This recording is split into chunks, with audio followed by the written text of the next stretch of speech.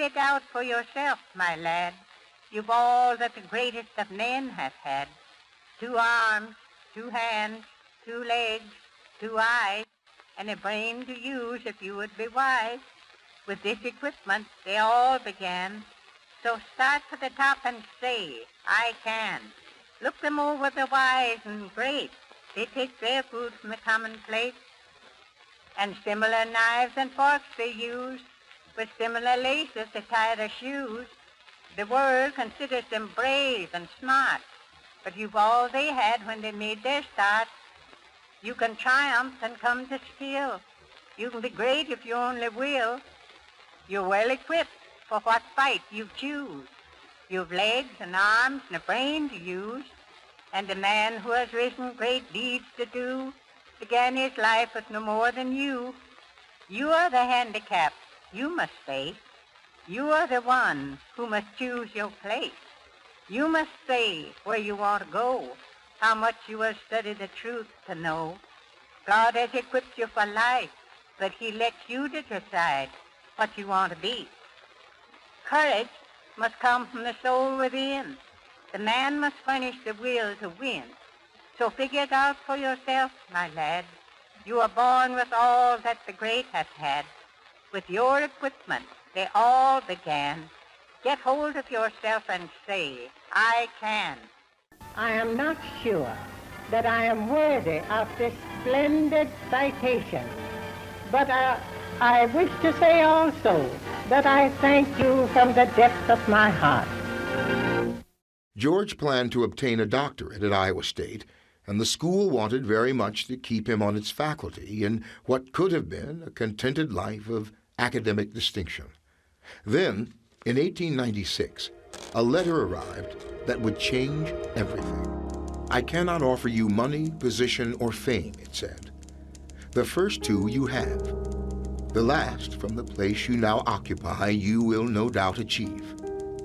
These things I now ask you to give up. I offer you in their place work, hard work, the task of bringing a people from degradation, poverty, and waste to full manhood. It was signed by Booker T. Washington, the principal of an industrial and teacher training institute for black students in Tuskegee, Alabama. Booker T. Washington was determined to make Tuskegee a leading educational institution in the South, and his most pressing need was to establish an agriculture department. But to establish such a department, Washington recognized that he needed a black man with an advanced degree in agriculture. And in all the country, there was only one such man, George Washington Carver. To lure Carver to Tuskegee, Washington offered him an annual salary of $1,000 plus living quarters. Despite Washington's warning of hard work, Carver replied to him, "It has always been one ideal of my life to be the greatest good to the greatest number of my people possible. And to this end, I have been preparing myself for these many years, feeling as I do that this line of education is the key to unlock the golden door of freedom to our people." He would remain there until his death 47 years later.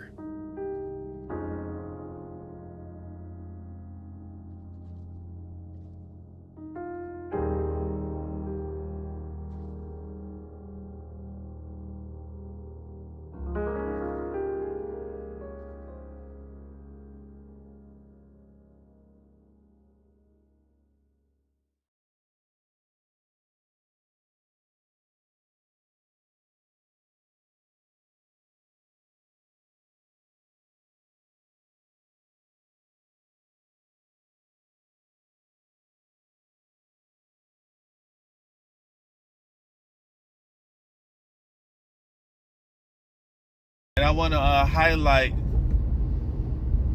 George Washington Carver. Who knows about George Washington Carver? You know, George Washington Carver, you can look him up. There's several different narratives on George Washington Carver. We want to present the best of them any perceived mistakes, or we want to be careful with how we send those out. So George Washington Carver, he was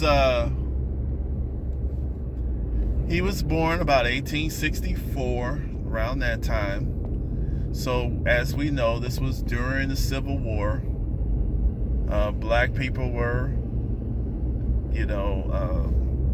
Emancipation Proclamation, and that was going on in 1865. Officially, according to the American government, let off the plantation. Him and his mother and his sister were kidnapped while he was small, within a year of his birth. His father was killed on the plantation of Moses Carver, and they said it was an accident. He was trapped under some kind of but we never know what's up with farming accidents and people being killed. But so his mother, him, and the sister was kidnapped by some they say, but this is the story the mainstream story. So they were kidnapped, and they were taken down somewhere to Arkansas. Moses Carver, now to keep in mind, this is slavery officially had ended, okay? But Moses Carver had actually paid for the mother. So he went from the kidnapping, he went looking for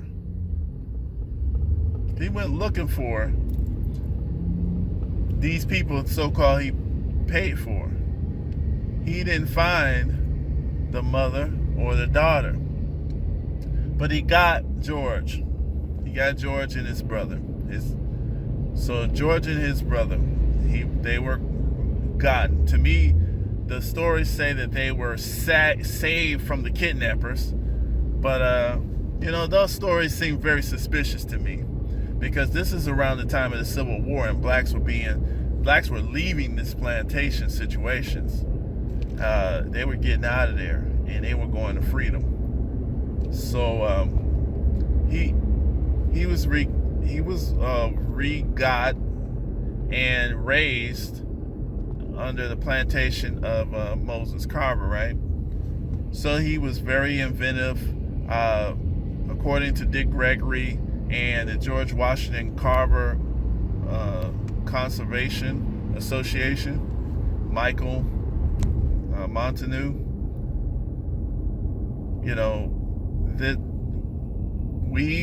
and I believe it makes more sense than any other narrative out there, but this is debated only by white people. That George Washington Carver was castrated as a child, and this is because the Moses Carver did not want him to impregnate his daughters, because these are the only two people he had to help him work. And so he grew up sickly. He was small for his size, and he wasn't much good working out in the field, because he would always be sick and he wasn't really good working. So his brother would do the work outside, and he would do the work with needlework, cooking, washing, that kind of work. He was the domestic inside servant. And around 12 years old, really smart, and around 12 years old, he left those folks, Moses Carver plantation, and he went out to help himself get an education. So he walked to a black school that would take him in, and that he thought would take him in. This is at 12 years old. He left. So to me, that's a runaway. But they don't describe it as a runaway in the history. And but to me, that's a runaway. So he left, and in that town in Indianola, or whatever that town it was that he went to, because he was from Missouri. A black couple who didn't have a child seen that he was just wandering there, and they took him in. This is how black folks was back then. This is how people were. They would take care of a child like this. So this is a good lesson for black people, and this just shows you how we could be. This is in our DNA. This is in our history. We wasn't always, treacherous and cutthroat. So if that shows you that when we control our own culture, we can be good to each other. So this black couple took him in. They helped him get the education. They sent him to school. Of course, he did exceptionally well. And one of the main messages, this is the first time he was raised by black parents at about 12 years old. Because until then, he was raised by these white slave masters. But they, so-called, according to the story, they treated him better than they would the old slaves. And that's probably, and I figured that's probably because, technically, they were free. And so if the white people wanted them to stay around, they couldn't treat them like absolute slavery, because then they would just run away anyway. But obviously he ran away no matter what anyway. So the thing is this. One of the things that the black woman taught him is to, as you climb, lift. As you climb, lift. What does that mean? She recognized the genius in this young brother, in this young George Washington Carver. He was super smart. He talked like a little girl, but, and he was an exceptional problem solver. He was relentless in solving problems. He did not stop. There was no amount of disappointment that would stop him from solving continues. As long as he was alive, he was going to try to solve that problem. And that's a lesson that black folks we need to have today. A lot of us, we complain too damn much. We complain about, Black Wall Street, we can't do it. Every time we build something, they tear it down. Keep building, learn how to better protect yourself. So that's one of the main lessons from George Washington Carver that I learned, and that I think we need to know. Now, there's everything he did, we can't, because certain problems that he was designed to solve, and he was excellent at solving them in certain behaviors and certain treatment that he was able to endure. It's not for us to endure that type of behavior today, because he already went through that. He went through those inhumane, those offenses. He went through those discrimination and racist, and those he was really demeaned, because of his voice. Number one, he was looked at as not as threatening, and and so they allowed him around. White people didn't see him as a threat. They looked at him, and plus he was very smart and he knew how to communicate. So George Washington Carver, one of the things that I wanted to go over with, he was an exceptional problem solver. He didn't have any money, but he wanted to paint. That was one of the first problems that he said. He wanted to paint, but he didn't have any paint. He didn't have any paint brushes. He didn't have any money to buy paint brushes or paint. He didn't have any stores to buy the paintbrush from. He didn't have any canvases to paint on. So he began to, mix up the plants and look into the plants, mix berries, make pigments, paint on the grass, paint on the trees, to hone his style. And he had a masterpiece until it rained, according to him. Once it rained, it all washed away, and what did he do? Cry? No. He painted some more. He mixed some more stuff and continued to paint. So that's just a lesson of problem solving, relentlessness, learning your craft, right? So I use him to use this here.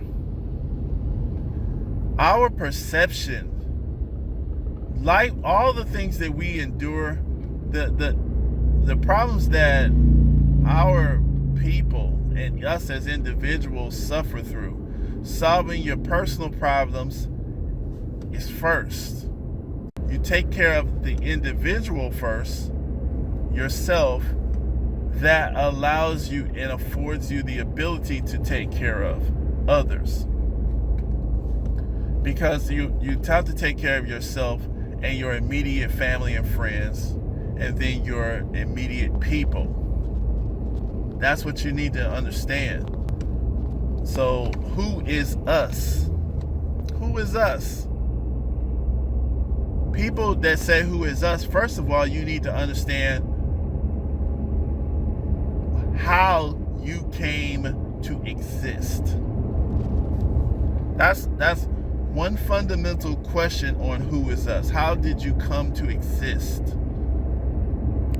The situation that the universe put you in, that's part of that's part of the problems that you see in that situation based upon your life, your experiences. Those are the problems that you are uniquely equipped to begin solving. So who is us? Us is the folks that allowed you to exist.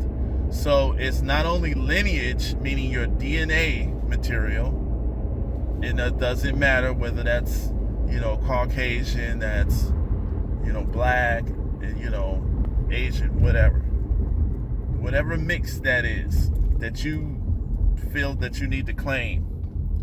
The us is your lineage, and the us is your psychological makeup. What is the culture that dominates your mentality? The culture that dominates your mentality.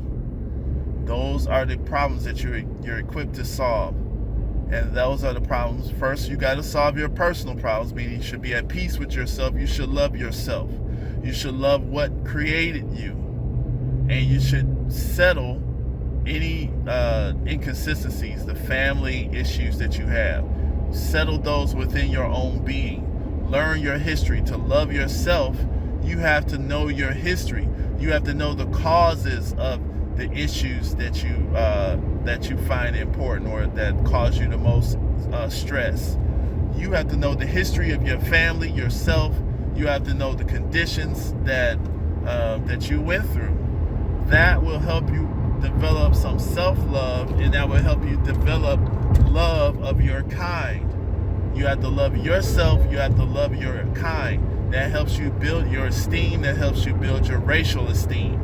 If you don't have that, then you won't see the value of moving forward and helping others. Your life is worth nothing unless it is of service, except it is of service to existence in the world. Otherwise, your life doesn't really need to exist. If your life did not serve the world in some capacity, then your life was the point of your life, right? There's no reason for you to live if you don't have a real purpose. You're here for more than just eating, sleeping, and shitting. And breathing. There's more to you. There's a reason why you were blessed with the level of intelligence that you have and the capacity for intelligence. There's a reason for you to have went through the problems that you went through. These are the solutions that your job as a human being is to work to solve. And it's not about selfishness. Selfishness means you're giving up on the problems that you're designed to solve. And then what you're doing is you're emotionally jacking off. You're doing nothing with your life when you're just taking care of yourself, and that's it. You care about nothing else. You're not trying to raise the best family. You're not trying to develop yourself and solve problems. You're not trying to help others when you have the capacity to do so. This is just emotional masturbation. And when you don't, and the thing about nature, when it has no use for something, it usually, when a thing serves no function, the universe gets rid of that thing.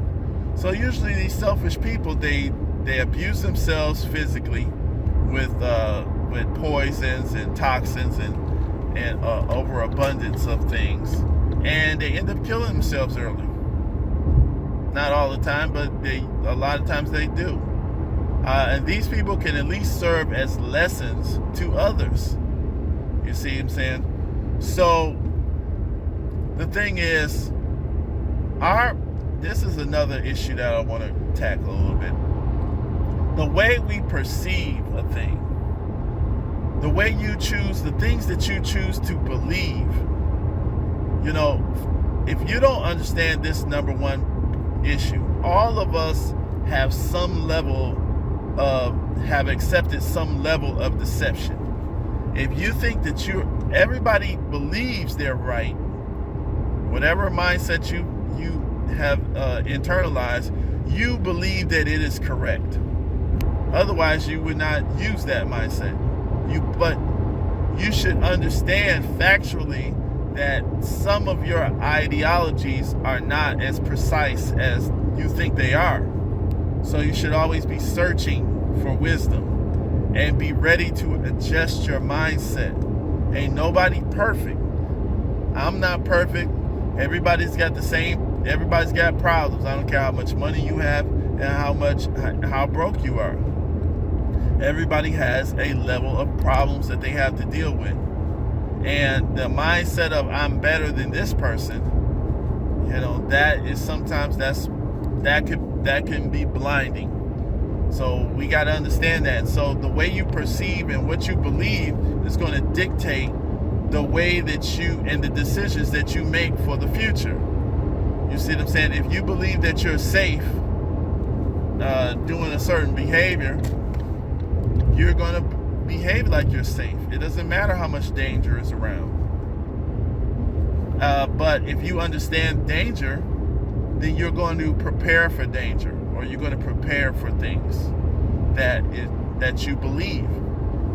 And so that our perception, that's what we need to work on that as a group. The black folks out here, we really don't get it. Yeah, we really don't get, the things that's happening out here. We really don't understand how this thing works. We believe in the propaganda, the perception that equality means everybody is the same and we should try to help everyone. All races, all creeds, all colors.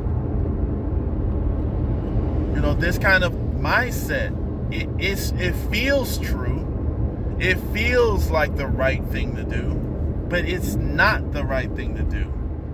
You help self and kind before helping others. That is the actual right thing to do. We have to incorporate that into our culture. Every successful group incorporates this. It has learned this fact of survival in this world. You help self, you help family, you help your kind before you help others. That's how it works. The game. When I use this word, the game, in America, keep in mind, a lot of stuff that black culture feels is right. It feels right to you in your heart.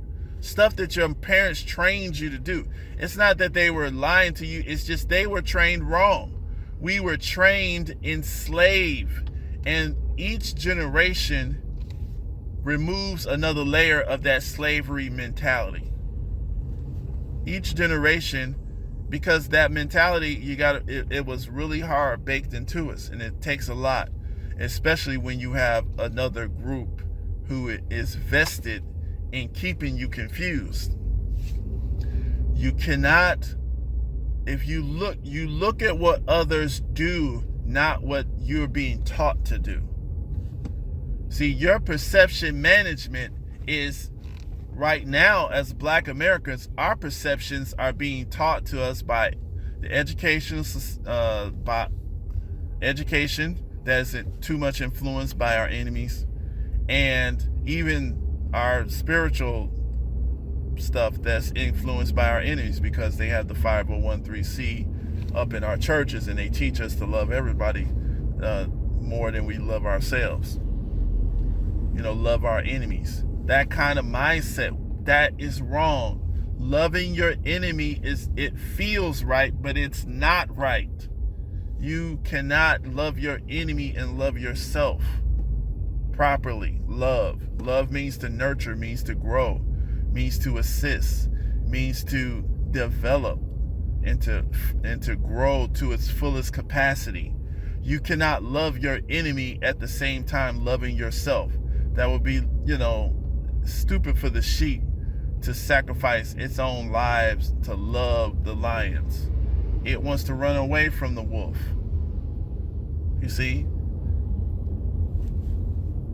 So, there's just a couple of ideas I just want to think of. Tell me what y'all think about it. Go ahead and type in what you think, if you got any ideas or whatever. Because all of our parents taught us to love our enemies. We were taught that we had to be 2 steps ahead of everybody in order to make the same progress. We have to be, and we accept these things. These are not things that we should be satisfied in. We have this sick sense of pride that we did everything right and we excel. We never excel as a group. Your group has to progress before you can realize your fullest potential.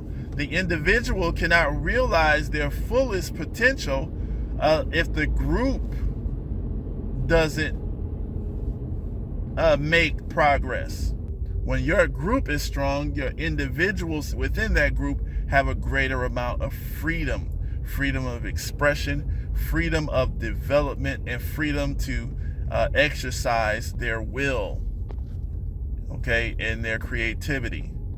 You see what I'm saying? We've been taught that advanced people get naked, drink, smoke, and do all kind of degenerative behaviors, and we've been taught that backwards people dress elegantly, and advance themselves culturally. We've been taught that that's backwards. This is the kind of culture that because the Black folks, we don't control the institutions of your culture. Your culture is conveyed through institutions. Churches, family is an institution. The home is an institution. They broke up your home. Your churches are in disarray and disrespected. Your mosques, your synagogues, your civic organizations, all of your community meetings and your community situations, your community organizing groups and stuff, your schools that you control. These are your institutions that convey your culture. And when other people and other groups of people control your institutions, no wonder you're going to have a dysfunctional culture, because they're going to teach you to help others before you help yourself, love your enemies, these type of dysfunctional mindsets. So I think that's about it. We just understand we have to perceive ourselves when someone, if you look at other groups, if you was to bring some negative stuff about China to a loyal Chinese person, they're going to dispute you. It doesn't matter how many facts you give them. They're not going to sit there, agree with you, and let you shit on China, because they love their culture. Now, you could be spitting just facts, pure facts, but they're not going to just sit there and agree with you and let you just run that on them like that. They're going to twist it. They're going to deflect. That's what they're going to do. And they are right to do that. And so, black folks, it is not right for you to perceive your people, your members of your group, even if they are dysfunctional. You cannot perceive, like your children. If your child was a thief, he broke into a store, the store owner perceives him as a hard-born criminal. He wants him in jail forever. Okay, but as a parent, you're not supposed. Your child might have to be punished and go to jail, but you don't want that child in jail forever. You want to be teaching that child while they're in jail. You want to be training them so that they can develop their lives, and so that you see potential in. You don't see your child as an animal, as something to be destroyed. You see? And so that's what I mean by perception. You're still looking at reality, but you're looking at reality from a perspective of development. You're looking at from self-love. You're looking at your people from a position of love and not destruction. So that's what I wanted to kind of get over to us. We have to be problem solvers. That's our job. That is your job. If you're an intelligent person who is concerned about social issues and things like that, your job is to civilize people, to show people things that you know, and to learn things that you don't know. That's our job. It's not our job to destroy our people. Now, there are groups of people who have taken it upon themselves as a collective to operate as an enemy. Those are the people that you're supposed to look at as enemies.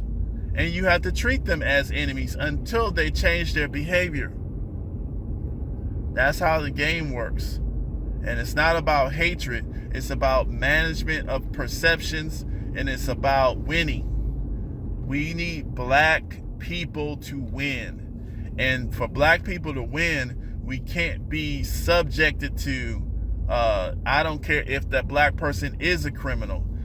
Even a R. Kelly, yes, he's a criminal, but black folks wanted him to be disciplined and punished for his crimes way back in 1994. But at that time, he was making somebody money. So we didn't have the power to get him out of the paint. And so when they deem necessary, when he get control of his own material, now they want to put him away.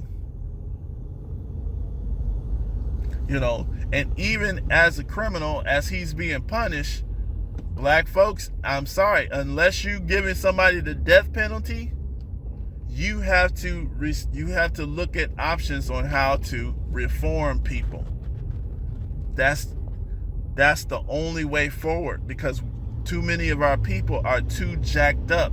You can't kill everybody because of dysfunction, a little dysfunction here and a little dysfunction there. You can't kill everybody. So you're going to have to understand techniques of reform. You got to have to understand that people can be reformed. And you're going to have to take a couple generations to do reform until you can control and see the change in the people. And then from there we can start implementing, okay, here's more punitive measures, okay, for society. If this, then that. But until you do the work of controlling your own institutions and then do the work of punishing bad behavior in an intelligent way, then we're going to have to get into this idea of reform. And you have to love yourself first. You don't love your enemy. You love yourself. You love your kind. And you develop them. The enemy is the behavior, not the person.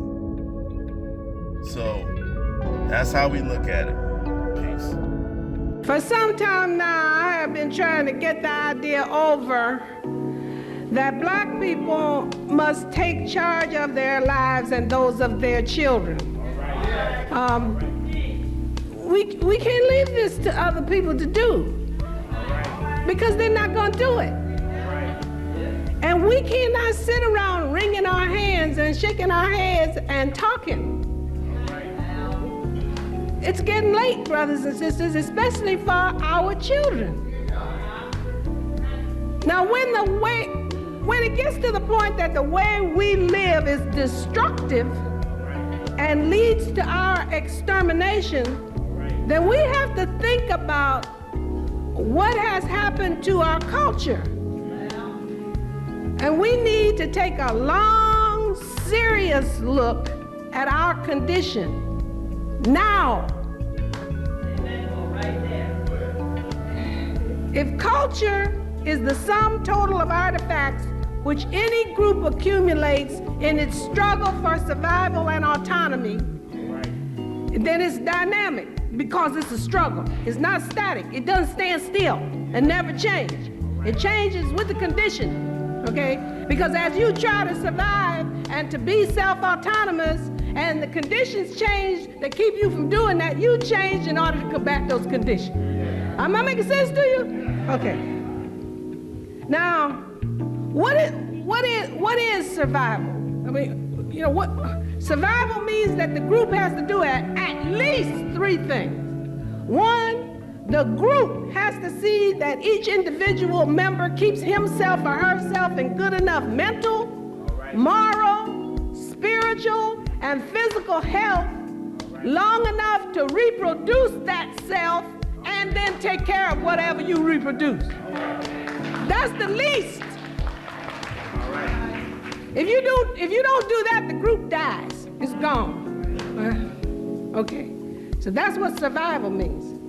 In order to be self-autonomous, it means that the group has to have within its control the means to assure its survival.